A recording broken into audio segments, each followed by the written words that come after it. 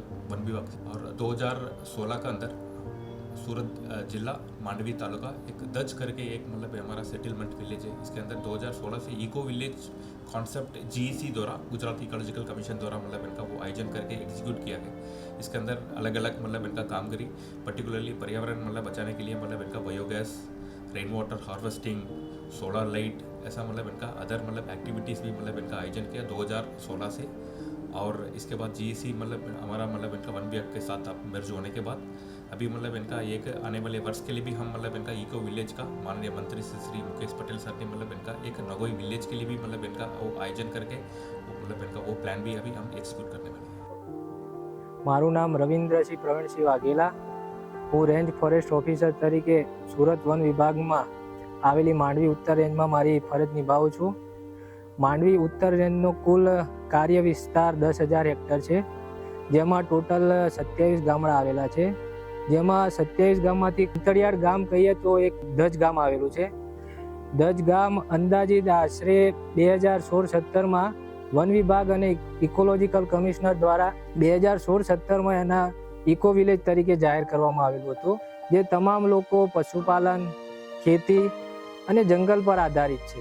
Eco village દજ ગામમાં સુવિધાની વાત કરીએ તો ઘરે ઘરે સોલાર લાઇટ ઉપલબ્ધ છે. વરસાદી પાણીના સંગ્રહ માટે ઘરે ઘરે ભૂગર્ભ ટાંકા પણ બનાવેલા છે. દરેક ઘરે ગોબર ગેસના યુનિટ પણ આવેલા છે. પ્લસ ગામમાં સ્મશાન ગૃહ પણ બનાવવામાં આવેલ છે અને મહિલાઓ માટે એક દૂધ ડેરી પણ બનાવવામાં આવેલ છે. તેમજ મોબાઈલની કનેક્ટિવિટી માટે BSNLનું ટાવર અને ઘન કચરા માટે ઓર્ગેનિક ઘન કચરા યુનિટ પણ બનાવેલ છે. મારું નામ વસાવા ધર્મેશભાઈ ફતેસિંહભાઈ, હું ધજ ગામનો રહેવાસી છું અને મારું સુરત જિલ્લાનું માંડવી તાલુકાનું અંતરિયાળ ગામ આવેલ છે અને હું વન સમિતિનો પ્રમુખ તરીકે ફરજ નિભાવું છું.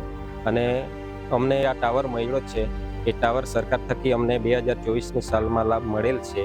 અમે પહેલાંના સમયમાં મારી ઉંમર અત્યારે 38 વર્ષ છે. 38 વર્ષની ઉંમરમાં અમને નેટવર્કનો ઘણો ઇસ્યુ હતો, જે આરોગ્યલક્ષી, શિક્ષણલક્ષી તેમજ અન્ય ઘણી બાબતો, કંઈ મરણ પ્રસંગ થાય તો અમારે કોન્ટેક્ટ નહીં થતો હતો. પણ સરકારશ્રી દ્વારા તેમજ ફોરેસ્ટ ડિપાર્ટમેન્ટ દ્વારા અમને જે અત્યારે ફોરેસ્ટ ડિપાર્ટમેન્ટે જગ્યા આપી અને સરકારશ્રી દ્વારા અમને ટાવર ઊભો કરી આપવામાં આવ્યો છે, તો અત્યારે અમને જે ટાવર થકી જે મુશ્કેલીઓ આગળના સમયમાં અમને પડતી હતી તે અત્યારે અમને પડતી નથી. એ બદલ હું સરકારશ્રી તેમજ ફોરેસ્ટ ડિપાર્ટમેન્ટ જે જગ્યા ફાળવણી કરી આપી તે બદલ હું વન સમિતિના પ્રમુખ તરીકે સરકારશ્રીનો તેમજ ફોરેસ્ટ ડિપાર્ટમેન્ટનો આભાર માનું છું. મારું નામ સારુબેન ગંભીરભાઈ વસાવા, હું ધજના રહેવાસી અને અમને ઇકોવેલોજ તરફથી એ ગોબર ગેસ આપ્યો. એમાં અમને ઘણો જ ફાયદો થયો, કારણ કે અમને જંગલમાંથી લાકડા લાવવાનું બચી ગયું. એટલી મહેનત અમારી ઓછી. અમને લાકડા લાવવાની બહુ જ મુશ્કેલી થતી હતી ને ચૂલો પણ હળગાવવાના બહુ ધુમાડો નીકળે એટલે કોઈ વાર રોડી પણ રહેવાતું હતું. બહુ ધુમાડો નીકળે એટલે આંખમાં ધુમાડો ભરાતો હતો. એમાંથી અમે બચ્યા, એમાંથી અમને ફાયદો થયો.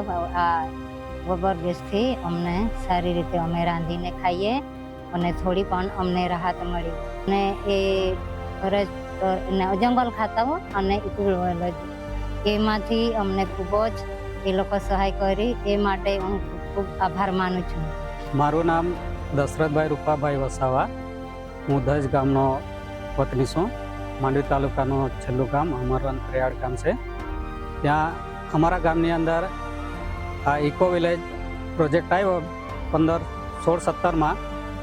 ત્યારે ઇકો વિલેજ તરફથી અમારા ગામને આ સ્મશાન બનાવી આપવામાં આવેલ છે અને ગામની અંદર ફોરેસ્ટ ડિપાર્ટમેન્ટ અને ઇકોલોજી મળીને ઘણી બધી યોજનામાં કામ કરેલું છે, જેવા કે ભૂગર્ભ ટાંકા, સોલર સ્ટ્રીટ લાઇટ ને ગોબર ગેસ, પછી રિચાર્જ વેલ.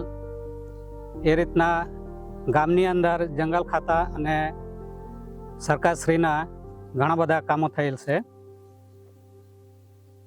જે અમારે ગામને ઘણો ફાયદો થઈ શક્યો છે. જે અમને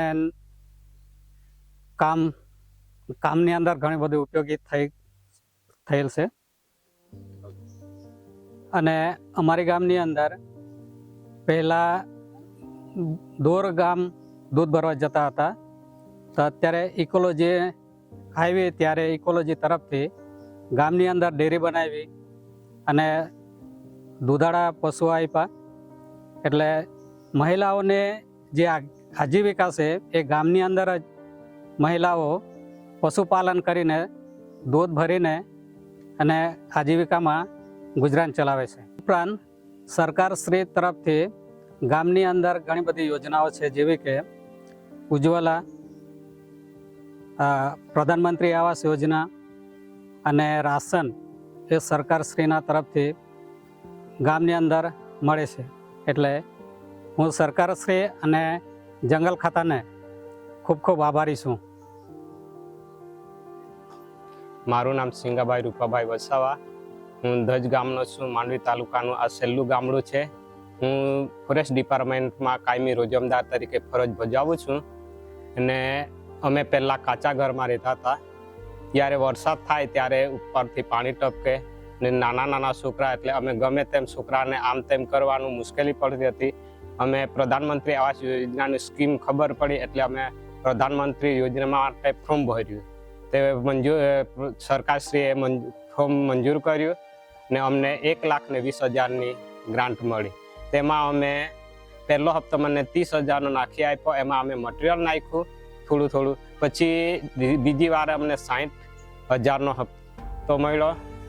એટલે અમે તેમાંથી વધારે ઉમેરો કરી નાખ્યું ને આ રીતે અમે એમાં થોડી અમારી બચત હતી, એ બચત નાખીને અમે આ ઘર બનાવ્યું છે. અત્યારે અમે સુખ શાંતિથી આ મકાનમાં રહીએ છીએ. અમને અત્યારે કોઈ અગવડ પડતી નથી.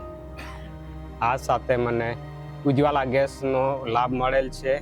સાથે સાથે રેશન કાર્ડમાં દર મહિને અમને અનાજ મળે છે. આ સાથે અમને સરકારશ્રીએ આયુષ્યમાન કાર્ડ આપ્યો છે. અમારી આરોગ્યને વિચાર કરી તો અમે જે ગમે ત્યારે અમારા પર માંદગી આવી પડે તો આ આયુષ્યમાન કાર્ડનો અમે ઉપયોગ કરીએ છીએ. એ બદલ હું સરકારશ્રીનો તેમજ ફોરેસ્ટ ડિપાર્ટમેન્ટનો હું ઋણી છું. ખૂબ ખૂબ આભાર. મારું નામ ઉષાબેન જયસિંહભાઈ વસાવા, ગામ ધજ મહિલા મંત્રી તરીકે કામ કરું છું. દૂધ મંડળીમાં મંત્રી તરીકે કામ કરું છું. અને અમારી મંડળીમાં પહેલાં શરૂઆતમાં 2 સભાસદો દૂધ ભરતા હતા. એના પછી 55 સભાસદો થયા. 55 સભાસદમાંથી અત્યારે હાલમાં 15 સભાસદ દૂધ ભરે છે. એમની ઇન્કમ દૂધમાંથી 10,000થી 12,000 એ લોકો બહેનો કમાય છે દર મહિને. અને અમારે આ મંડળી સુમુલ ડેરી દ્વારા ચાલે છે. એમાં અમને ઇકો વિલેજ દ્વારા ફેટ મશીન અને કોમ્પ્યુટર મશીન મૂકી આપવામાં આવેલું અને આ મંડળીનું મકાન બનાવી આપેલું. અને બીજું કે ટ્રાઇબલમાંથી એમના દ્વારા અમને છે તો ગાય ભેંસની લોન આપવામાં આવેલી અને એના દ્વારા અમે બહેનો પગભર થયા. અને પહેલાં શરૂઆતમાં તો અમે 5 કિલોમીટર સવાર સાંજ ચાલીને દૂધ ભરવા જતા હતા. અત્યારે તો અહીંયા ઘર આંગણે અમારે પશુપાલનનો ધંધો ચાલે છે.